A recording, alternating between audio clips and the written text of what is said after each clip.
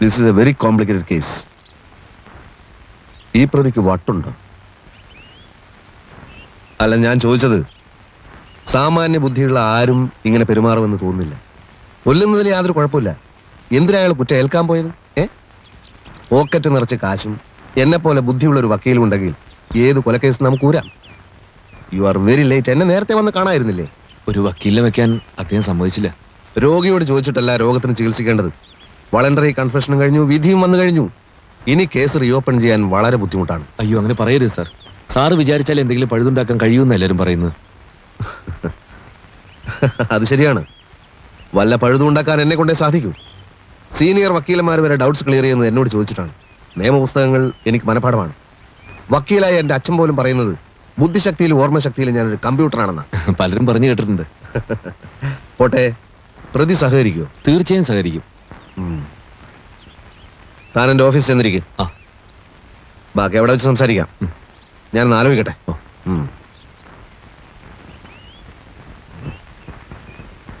കുഞ്ഞിക്കണ്ണ, കുഞ്ഞിക്കണ്ണ,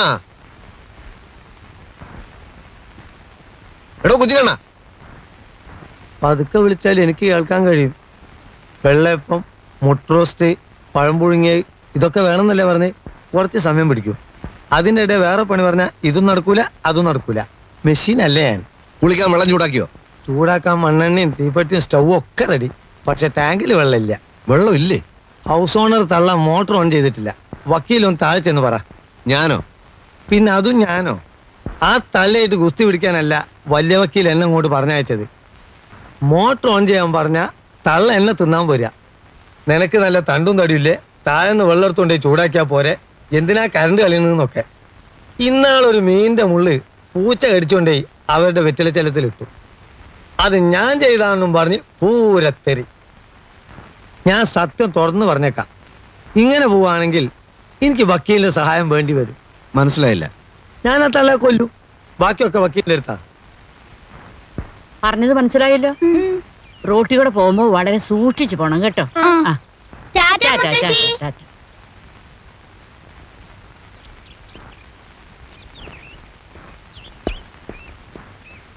വക്കീലെ, ഒരു കാര്യം ഞാൻ പറഞ്ഞേക്കാം. നിങ്ങളെ കാണാൻ വരുന്ന ആളുകളുണ്ടല്ലോ, വായ നിറച്ച് മുറുക്കി ഈ മിറ്റത്ത് തുപ്പടുത് നിർത്തിച്ചില്ലെങ്കിൽ എന്റെ സ്വഭാവം മാറും. എന്റെ സ്വഭാവം മാറി കഴിഞ്ഞു. വൈകുന്നേരം ഞാൻ വരുമ്പോഴേക്ക് ടാങ്കിൽ വെള്ളം നിറച്ചില്ലെങ്കിൽ എന്റെ സ്വഭാവം ഞാൻ കാണിക്കും. ചീത്തയായാൽ ഞാൻ മഹാ ചീത്തയാ. ഈ തള്ളയുടെ ധിക്കാർ അവസാനിപ്പിക്കാതെ നമുക്ക് ഇവിടെ സ്വൈരായി ജീവിക്കാൻ പറ്റില്ല. ഞാൻ മേലാണെങ്കിൽ അത് തിന്നത്രേ. അതിന് ഈ തള്ളക്ക് എന്താ ചെയ്തോ? ആരാണ് നിന്റെ തള്ള? ഞാൻ വക്കീലായിട്ടാ സംസാരിക്കുന്നത്. വേലക്കാരന്റെ സ്ഥാനത്ത് നിന്നാ മതി. അതിനാരാ ഇവിടെ വേലക്കാരൻ? ഞാൻ വക്കീലിന്റെ ബന്ധുവാ. അതേന്ന്, ഞങ്ങള് ബന്ധുക്കളായിട്ട് വരും. അതൊക്കെ പോട്ടെ. വൈകുന്നേരം ഞാൻ വരുമ്പോ മുകളിൽ ടാങ്കിൽ വെള്ളമില്ലെന്ന് പറഞ്ഞാൽ ഇവിടെ എന്തൊക്കെയാ സംഭവിക്കാന്ന് എനിക്ക് ഇപ്പൊ പറയാൻ പറ്റില്ല. എടോ കുഞ്ഞിക്കണ്ണ, ഇങ്ങ് വന്നേ. ഏത് വകയിലാ നീ എന്റെ ബന്ധുവാകുന്നത്?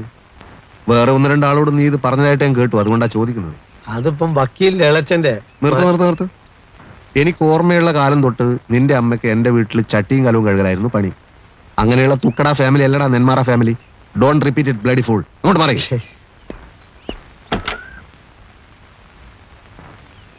വക്കീലിന്റെ അടുത്തും ഡോക്ടറുടെ അടുത്തും ഒന്നും ഒളിച്ചു വെക്കാൻ പാടില്ല. താനൊരാളെ കൊന്നു, പോലീസ് തന്നെ അറസ്റ്റ് ചെയ്തു, കേസ് കോടതിയിൽ വന്നു, കൂട്ടക്കേറിയെന്ന് താൻ പറഞ്ഞു ഞാൻ തന്നെയാണ് കൊന്നതെന്ന്. കുറ്റം ചെയ്തവന്മാരൊക്കെ അങ്ങനെ പറയാൻ തുടങ്ങിയാൽ പിന്നെ ഞങ്ങൾ എന്തിനാണോ ഈ കോട്ടുകൂട്ട് നടക്കുന്നത്? വിഡ്ഢിത്തായിപ്പോയി, മഹാവിഡ്ഢിത്തായിപ്പോയി. അഡ്വക്കേറ്റ് PS നെന്മാറ, എന്താണാവോ ഇദ്ദേഹത്തിന് വേണ്ടത്?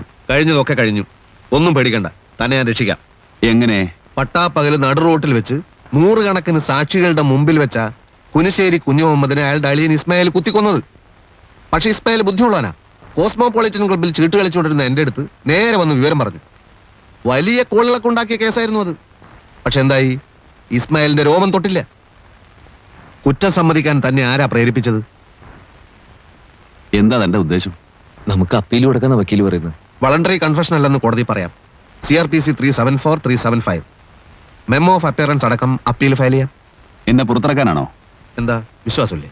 വോളണ്ടറി കൺഫെഷൻ അല്ലെന്ന് നിങ്ങൾ എങ്ങനെയാ പ്രൂവ് ചെയ്യാൻ പോകുന്നത്? ഈ കേസ് എന്നേക്കുമായി അവസാനിച്ചു കഴിഞ്ഞു.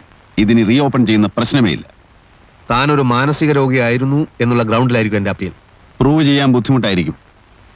സാധിക്കുമെങ്കിൽ ഈ ജീവപര്യന്തം ഒരു വധശിക്ഷയാക്കി മാറ്റി തന്നാ കൊള്ളാം. ഏ? എന്താ, സാധിക്കോ? ഇയാൾ ശരിക്കും ഒരു മാനസിക രോഗി തന്നെയാണോ? ജനു, എന്നെ കാണാൻ വരരുതെന്ന് ഞാൻ നേരത്തെ പറഞ്ഞിട്ടുണ്ട്. എന്നെ രക്ഷിക്കാൻ നോക്കണ്ട. അല്ല അത് മനുഷ്യനെ വടിയാക്കരുത്. കോടതിയിൽ നിന്ന് തരിക നേരമില്ലാത്ത എന്നെ ജയിലിൽ പിടിച്ചുകൊണ്ടു നാടകം കളിക്കുന്നു. Bloody fool. വക്കീലെ ഞാൻ വക്കീലെ പ്ലീസ്, വക്കീലെ ഒന്ന് നിന്നേ. തന്റെ പടി നോക്കണം. ഞാൻ ഒന്ന് പറയുന്നത് കേൾക്കൂ. ഒന്നും എനിക്ക് കേൾക്കണ്ട. പ്ലീസ്, ഞാൻ ഒന്ന് പറയുന്നത് കേട്ടിട്ട് സംസാരിച്ചാൽ മതി. താൻ പോടോ. വക്കീലെ പ്ലീസ്, കേട്ടിട്ട് പോ.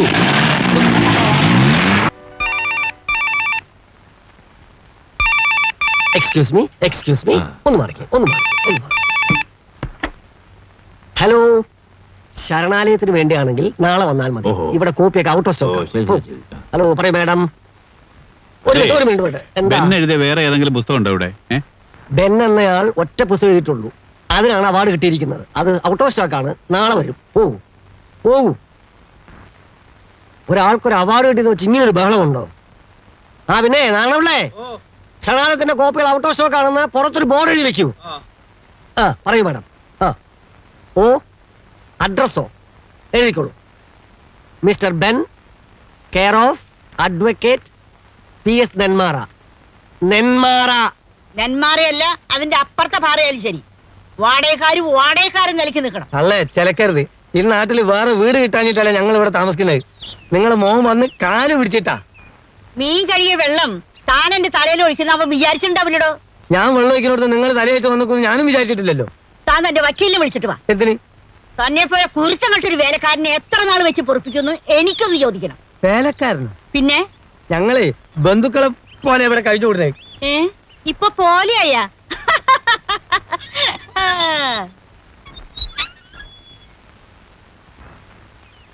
ആരാ? അഡ്വക്കേറ്റ് PS നെന്മാറയുടെ വീടല്ലേ ഇത്? അല്ല, എന്റെ മോൻ പൽപ്പനാവിന്റെ വീടാ.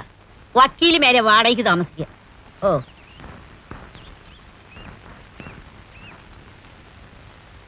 മിസ്റ്റർ, ഞാൻ പറയുന്നത് നിങ്ങൾ മനസ്സിലാക്കണം. വീണ്ടും വീണ്ടും ഫോൺ ചെയ്താലൊന്നും ഇല്ലാത്ത ബെന്നിനെ ഉണ്ടാക്കിയെടുക്കാൻ എന്നെ കൊണ്ട് പറ്റില്ല. അയാൾ എവിടെയാണെന്ന് എനിക്കറിയില്ലേ. Please don't disturb me. എന്ത് വേണം? അഡ്വക്കേറ്റിന് ഓഫീസിൽ വന്ന് കാണണം. See I am getting late. ഞാൻ മലയാള ബന്ധു പത്രത്തിൽ നിന്ന് വരികയാണ്. നിങ്ങൾ എവിടുന്നായാലും ശരി, ഇപ്പൊ സംസാരിക്കാൻ പറ്റില്ല. സർ, ഞാൻ ബെന്നിനെ ഒന്ന് മീറ്റ് ചെയ്യാൻ വന്നതാണ്. മീറ്റ് ചെയ്യാൻ പറ്റില്ല. സർ, ആരാണ് ഈ ബെൻ? കുട്ടി, നേരം വെളുത്തപ്പോ തൊട്ട് ഇതേ ചോദ്യത്തിന് പലരോടും മറുപടി പറഞ്ഞ് ഫെഡപ്പ് ആയിരിക്കാം ഞാൻ. ബെൻ താമസിക്കുന്നത് ഇവിടെയല്ലേ? ആയിരിക്കാം, അല്ലായിരിക്കാം. പക്ഷെ അയാളെ കാണാമെന്ന് ഒരാളും വ്യാമോഹിക്കണ്ട. Kunhikkanna breakfast ready ആയില്ലെന്ന്. അത്ര പെട്ടെന്ന് റെഡി ആവുന്ന സാറും വ്യാമോഹിക്കണ്ട. എന്തിനാ നിൽക്കുന്നത്? സർ, ഞാനൊരു ജേർണലിസ്റ്റ് ആണ്. അതിനുമപ്പുറം ശരണാലയ എന്ന നോവൽ എഴുതിയ ബെന്നിന്റെ ഒരു ആരാധികയാണ്. ഞാൻ എത്ര നേരം വേണേലും കാത്തിരിക്കാം. സാർ എത്ര വഴക്ക് പറഞ്ഞാലും അദ്ദേഹത്തെ കണ്ടിട്ടേ ഞാൻ പോകൂ. ഓഹോ, എഴുത്തുകാരനോട് ആരാധന തോന്നാൻ മാത്രം ആ പുസ്തകം അത്രക്ക് ഭയങ്കരമാണോ? സാർ വായിച്ചിട്ടില്ലേ? ഞാനോ? എന്താ കുട്ടിയുടെ പേര്? മാനസ. മാനസക്ക് ബെന്നിനെ കണ്ടേ ഒക്കൂ അല്ലേ? I will be grateful to you. എങ്കിൽ സത്യം പറയാം, മാനസ ബെന്നിനെ കണ്ടു കഴിഞ്ഞിരിക്കുന്നു. ഞാനാണ് ബെൻ. കുട്ടിയോട് ഈ രഹസ്യം ഒളിപ്പിക്കാൻ തോന്നുന്നില്ല. ദയവ് ചെയ്ത് ഇത് മറ്റാരും അറിയരുത്. ഇന്റർവ്യൂക്കാർസ് വരും തരില്ല. I M A leading criminal advocate. കേസുകളുടെ നൂലാമാലകളിൽ പെട്ട് വട്ടം കറങ്ങുമ്പോൾ ഒരു റിലീഫിന് വേണ്ടിയാണ് ഞാൻ എഴുതി തുടങ്ങിയത്. ബെൻ എന്റെ തൂലികാനാമമാണ്. എനിക്ക് വിശ്വസിക്കാനേ കഴിയുന്നില്ല. ആദ്യമൊന്നും എനിക്കും വിശ്വാസം ഉണ്ടായിരുന്നില്ല എഴുതാൻ കഴിയുമെന്ന്. അവാർഡ് കിട്ടുമെന്ന് തീരെ പ്രതീക്ഷിച്ചതുമില്ല. Sharanalayam is a great work. Yes. Sir, എനിക്കൊരു ഇന്റർവ്യൂ. പിന്നെ ആവാം, അതൊക്കെ പിന്നെ ആവാം. പുതുതായി വല്ലത് എഴുതുന്നുണ്ടോ? രണ്ടാമത്തത് കഴിയാറായി. പേര്? പേര് നരിച്ചീറുകൾ. തീം എന്താണ് സർ? തീം അത് ഈ നരികൾ ചീറുന്നതും ഒക്കെ ആയിട്ടുള്ള ചില സംഭവങ്ങളാണ്. നരിച്ചീറുകൾ. നരി ചീറുന്നതോ? അത് നമുക്ക് പിന്നെ കാണാം. സാറിന് ഇഷ്ടപ്പെട്ട പാശ്ചാത്യ എഴുത്തുകാരൻ ആരാണ്? പാശ്ചാത്യം ബെൻ കിങ്സ്ലി. അതുകൊണ്ടാണല്ലോ ഞാനും ബെൻ പേരിട്ടത്. ബെൻ കിങ്സ്ലിയോ? അത് ഗാന്ധിയിൽ അഭിനയിച്ച നടനല്ലേ? അല്ലല്ല, അത് വേറെ, ഇത് വേറെ. നമുക്ക് പിന്നെ കാണാം പ്ലീസ്. സർ,